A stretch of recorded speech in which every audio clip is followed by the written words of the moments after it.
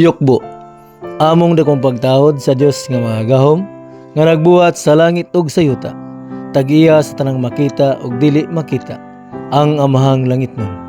Ug sa iyang bugtong anak nga si Jesucristo, ang nagpalansang sa krus alang sa kapasayloan sa mga sala. Ug sa Dios Espiritu Santo, ang Espiritu sa kamaturan, nga mao si Monsignor Camilo Sigil Sr., ang Alpha ug Omega.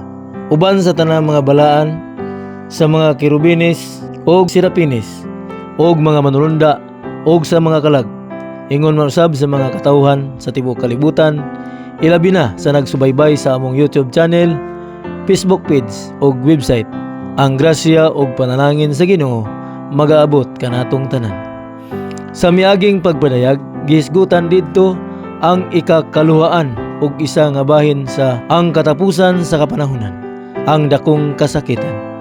Karon atong hisgutan ang gisulat ni Apostol Juan nga gipadayag kaniya diha sa Pinadayag Kapitulo 1, bersikulo 1 ngadto sa 3. Nga nagaingon dinhi, ang pinadayag ni Hesukristo nga gihatag kaniya sa Dios aron nga igapadayag ngadto sa iyang mga ulipon.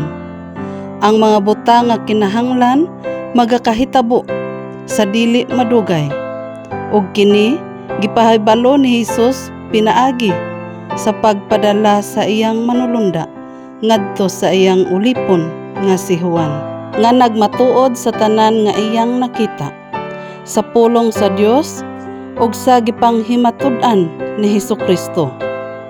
Bulahan ang tawo nga ngadto sa kapunungan magabasa sa mga pulong sa propesiya, ug bulahan ang mga magapatalinghog ug magatuman sa nahisulat niini, kay ang panahon haduol na.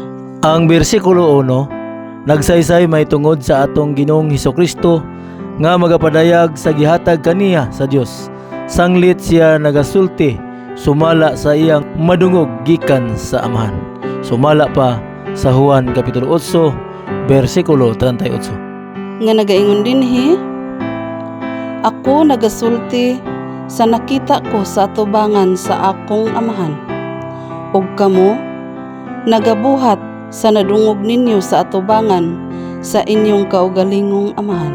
Ug sa bersikulo 2 nagsaysay may tungod sa pagpanghimatuod sa Dios, may tungod sa umaabot, ug giklaro sa bersikulo 3 nga bulahan ang mga tao nga diha sa kapunungan magabasa sa propesiya.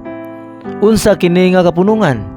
Sa panahon ni Monsignor Camilo Sigil Sr., siya nagtukod og kapunungan nga 63rd and Mothers Devotional Organization.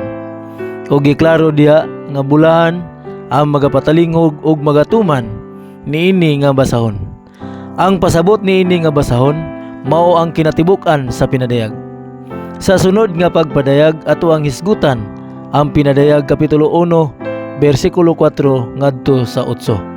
Aron masubaybayan ang mga video nga among ginahimo alang sa pagpadayag mahitungod sa maayong balita, palihog og tan-aw sa among website www.angespiritusakamatuoran.com og subscribe sa among YouTube channel og react sa Facebook page og kontak sa numero 0965 055 9024. Daghang salamat sa inyong panahon.